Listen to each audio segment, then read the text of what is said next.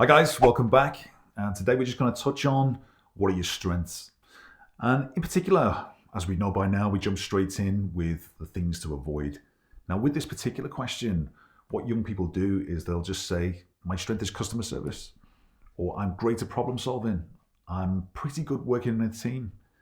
Now, the reason why they're poor is because anyone can say that. There might be 5 people waiting outside who are going to say exactly the same thing. So the question you've always got to ask yourself is, what is different about you? And what separates the really poor answer, such as just, I'm good at this or I'm good at that, to a good answer is 2 things.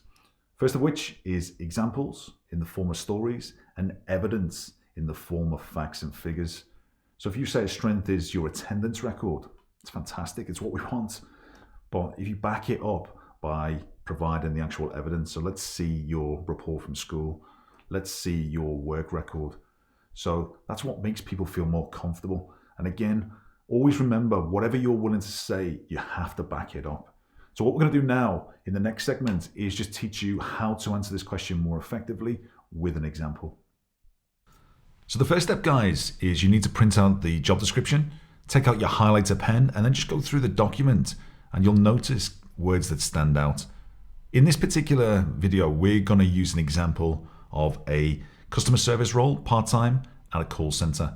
So what we're assuming is when we read through the job description, that customer service is the main skill that organization wants. And that's how then you customize your particular answer. So step 2 is just about brainstorming ideas. So if you're in school or college right now and this is your first job, then think about all the experiences that you've gained within school. It could be work experience, for example, volunteering. A lot of schools, maybe like yours, are involved in like school plays or pensioners parties where you can engage with the public, you've helped support them, maybe you've been involved with meals, ticket sales, and then you can talk about those experiences.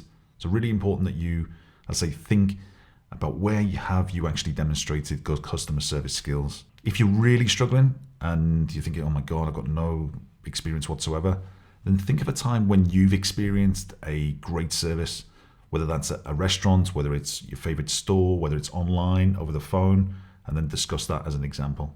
So now we move on to the actual structure of the answer. And to do that, we use CAR. C stands for context, which means what's your strength? Where were you working? What was your role?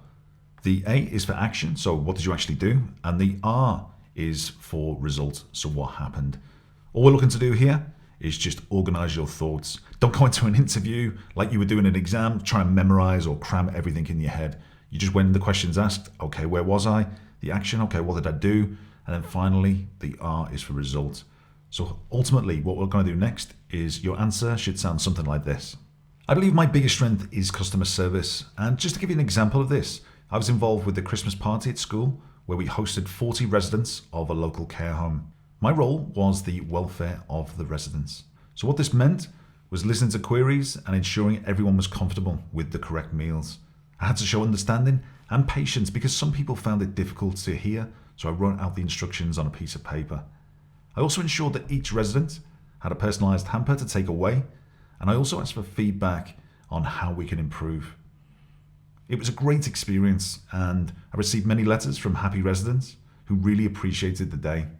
What I realized from the event is how much I love helping people.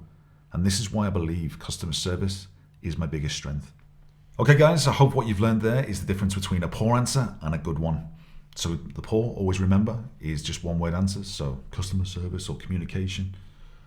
The second, you can see how we've taken an experience of school, whether that's work experience and volunteering. In this particular case, we've used the Christmas party idea, and how we've taken those skills that are relevant to customer service.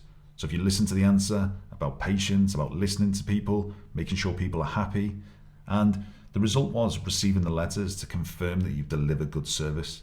This is all relevant, regardless of whether you work in a shop, whether it's contact centers, whether it's online.